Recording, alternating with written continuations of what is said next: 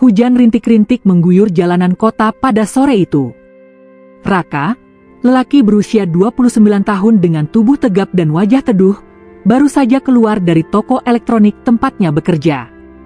Di tangannya ada jas hujan kusam yang sudah menemaninya bertahun-tahun, tapi kali ini ia memilih untuk berteduh sebentar di minimarket kecil di sudut jalan. Begitu pintu kaca minimarket terbuka, aroma kopi instan dan mie cup menyambutnya. Raka melangkah masuk, mengibaskan sisa air hujan dari jaketnya. Pandangannya kemudian jatuh pada seorang kasir perempuan yang sibuk melayani pembeli. Perempuan itu cantik dengan rambut hitam sebahu, bibir merah muda, dan senyum manis yang seperti menembus hawa dingin hujan sore itu. Namanya tertera di name tag, Sinta. "Silakan, Mas," ucapnya sopan sambil merapikan rambut yang sedikit berantakan. "Iya, Mbak. Kopinya satu ini, ya?" jawab Raka sambil meletakkan kaleng kopi di meja kasir. Mata mereka sempat bertemu, singkat tapi meninggalkan kesan. Raka merasakan sesuatu yang jarang ia rasakan, seperti magnet yang menariknya untuk mengenal perempuan itu lebih jauh. Hari-hari berikutnya, Raka sengaja mampir ke minimarket itu meski kadang tidak terlalu perlu membeli apa-apa. Sekadar air mineral atau roti, asal bisa bertemu Sinta. Sinta ternyata ramah dan pandai berbicara. Dari obrolan-obrolan kecil di kasir, Raka tahu bahwa Sinta adalah anak bungsu dari 3 bersaudara, tinggal di rumah kontrakan bersama ibunya, dan ayahnya sudah meninggal beberapa tahun lalu. Ia bercerita bahwa pekerjaannya sebagai kasir hanya cukup untuk membayar kontrakan dan kebutuhan sehari-hari. "Capek sih, Mas, tapi ya namanya juga kerja. Kalau enggak, siapa yang mau bayar kontrakan?" katanya suatu malam sambil tersenyum lelah. "Kalau ada yang mau nemenin dan jaga kamu, gimana?" Raka mencoba menggoda. "Haha, Mas ini, ngomongnya kayak serius aja," jawabnya sambil menunduk. Raka pulang malam itu dengan senyum lebar. Ia merasa Sinta tidak menutup pintu hatinya. 6 bulan kemudian, hubungan mereka semakin dekat. Raka yang terkenal hemat dan sederhana mulai sering mengajak Sinta makan di restoran kecil, membelikannya gaun, bahkan membayar biaya kursus komputer untuknya. Saat melamar, Raka datang bersama ibunya ke rumah kontrakan Sinta. Ibu Sinta menyambut dengan hangat, meski matanya sempat melirik jam tangan Raka dan memperhatikan motor bututnya. Pernikahan mereka digelar sederhana di aula RT. Namun, bagi Raka, itu adalah hari terindah dalam hidupnya. Ia memandang Sinta yang mengenakan kebaya putih, dan dalam hati ia berjanji akan menjaga perempuan itu selamanya. Di awal pernikahan, Sinta tampak bahagia. Tapi, perlahan Raka mulai menyadari sesuatu. Setiap kali ia menerima gaji, Sinta langsung berkata, "Sayang, bulan ini beliin aku sepatu baru, ya. Sepatuku yang lama udah ketinggalan model. Kamu kan jarang keluar, Sin." "Sepatunya masih bagus," jawab Raka sambil tersenyum. "Tetap aja, masa aku kalah gaya sama temen-temenku? Nanti aku malu." Raka selalu menuruti, meyakinkan dirinya bahwa itu hanyalah keinginan wajar seorang istri. Namun, ia tidak menyadari bahwa keinginannya untuk membuat Sinta bahagia tanpa batas, justru sedang menjadi jebakan bagi dirinya sendiri. Pagi itu, sinar matahari menembus tirai tipis di rumah kontrakan kecil mereka. Raka bangun lebih dulu, seperti biasa. Ia menyiapkan teh hangat dan roti panggang sederhana sebelum berangkat kerja. Sinta masih tertidur, rambutnya berantakan, selimut tersingkap setengah. "Sin, aku berangkat kerja dulu, ya. Tehnya aku taruh di meja," kata Raka pelan. Iya," jawab Sinta setengah mengantuk, tanpa membuka mata. Sejak menikah, Sinta memang jarang ikut bangun pagi. Awalnya Raka memaklumi, menganggap istrinya hanya sedang menyesuaikan diri. Namun, kebiasaan itu justru semakin menjadi. Setiap akhir bulan, saat Raka baru menerima gaji, Sinta selalu menyodorkan ponsel dengan gambar barang-barang yang ia inginkan. Suatu malam, setelah makan malam yang dibeli dari warung, Sinta membuka obrolan. "Sayang, Aku mau tas ini. Diskon cuma minggu ini. Lihat deh, bagus kan? Bagus sih, tapi kan bulan lalu kamu baru beli tas juga, kata Raka sambil memijat pelipis. Ya masa aku cuma punya satu tas model bagus? Nanti dibilang norak sama teman-teman. Kamu nggak mau istrimu dibilang norak, kan? Bukan masalah norak atau enggak, Sin. Kita kan harus nabung juga. Nabung? Buat apa? Hidup tuh dinikmatin, Rak. Raka terdiam. Ia tidak ingin bertengkar, jadi akhirnya ia mengangguk. Ya udah, kalau itu bikin kamu senang, besok kita beli. Bulan-bulan berlalu, dan Raka mulai merasa lelah. Sepulang kerja, ia sering mendapati rumah berantakan, cucian piring menumpuk di wastafel, lantai penuh debu, dan jemuran masih basah padahal matahari sudah tenggelam. Suatu malam, Raka pulang lebih awal dan mendapati Sinta duduk di sofa, asyik menonton drama Korea di ponselnya. Sin, kamu nggak masak? Ah, beli aja di luar. Aku lagi capek. Capek kenapa? Dari tadi di rumah kan? Rak, nyuci baju, nyapu, itu juga capek, tahu, jawab Sinta dengan nada tinggi. Raka menarik napas panjang. Ia tahu kalau dilanjutkan, pertengkaran akan meledak. Ia memilih keluar dan membeli nasi goreng di pinggir jalan. Beberapa minggu kemudian, Raka mendapat lembur tambahan di tempat kerja. Gajinya bulan itu lumayan besar, dan ia berniat menyisihkan untuk memperbaiki motornya yang mulai rewel. Namun, sebelum sempat bicara, Sinta sudah datang dengan ekspresi semangat. Sayang, minggu depan ada pameran perhiasan. Aku mau beli cincin emas kecil, nggak usah yang mahal, cuma 2 gram aja. Biar nanti kalau ada acara aku nggak malu. Sin, motor kita udah hampir mogok. Kalau rusak di jalan, repot. Mending uangnya buat benerin motor dulu. Motor bisa nanti. Aku yang pakai perhiasan, masa harus tunggu-tunggu? Lagi pula, cincin emas kan investasi. Investasi buat siapa? Buat kita atau buat kamu? Tanya Raka, nadanya mulai berat. Ya buat kita lah, masa aku beli terus kamu nggak kebagian? Jawab Sinta, tapi matanya menghindar.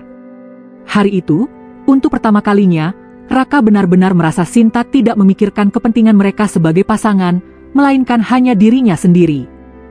Hari itu, langit siang terasa lebih mendung dari biasanya.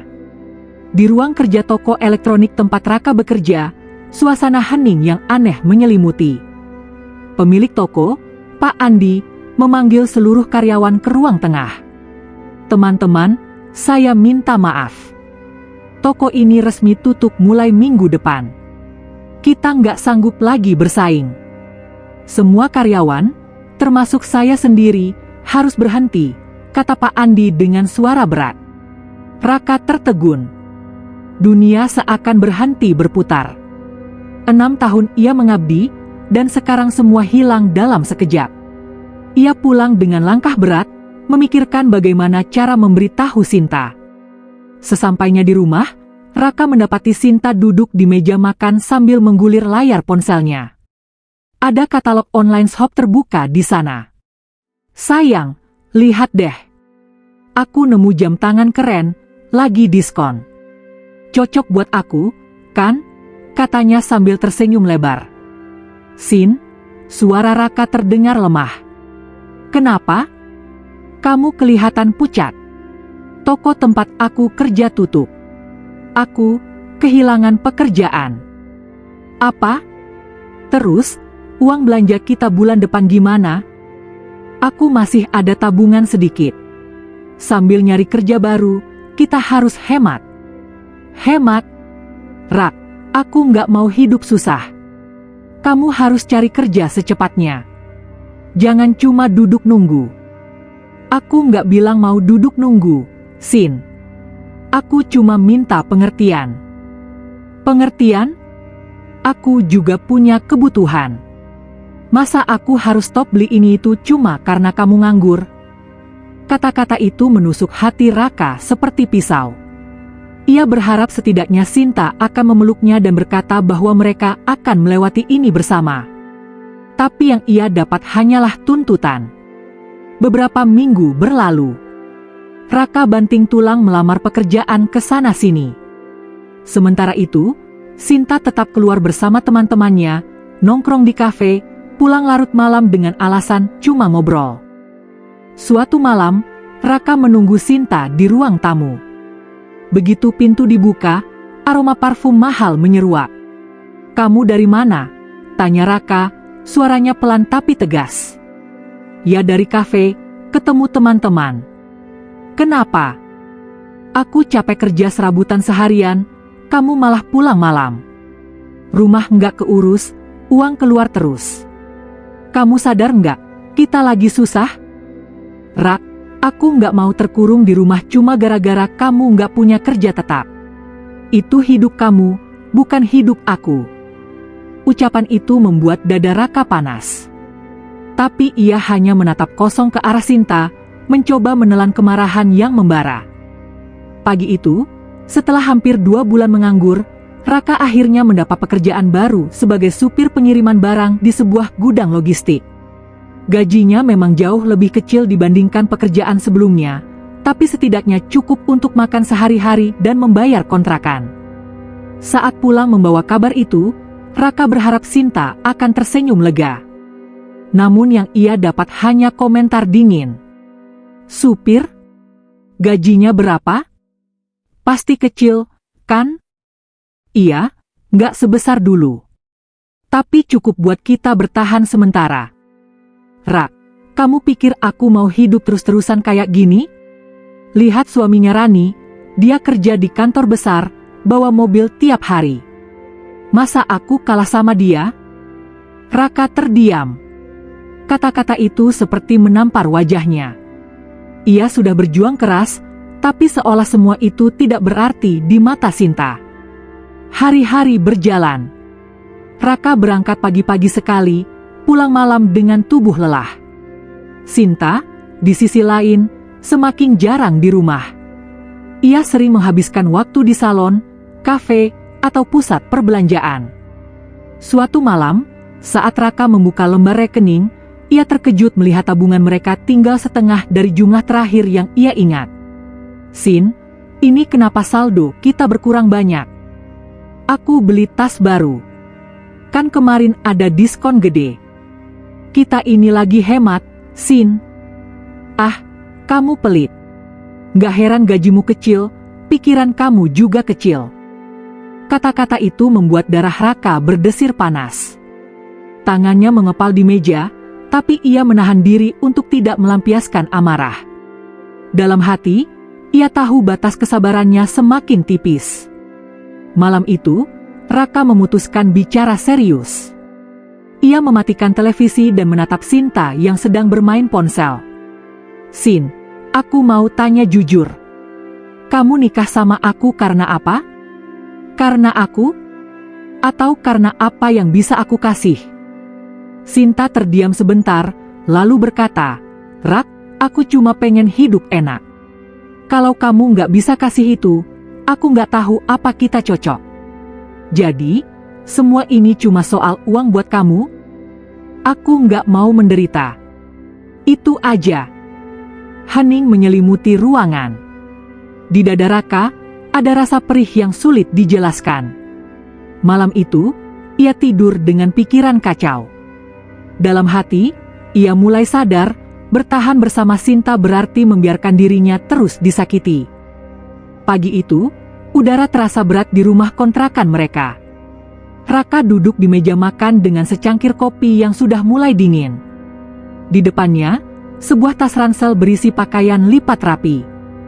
Ia sudah memikirkan ini semalaman, keputusan yang mungkin akan mengubah seluruh hidupnya. Sinta keluar dari kamar, masih dengan piyama satin, sambil memainkan rambutnya. "Kamu mau kemana bawa tas?" tanyanya datar. "Sin, aku nggak bisa lanjut kayak gini. Aku capek jadi suami yang cuma dianggap dompet berjalan." "Apa maksud kamu?"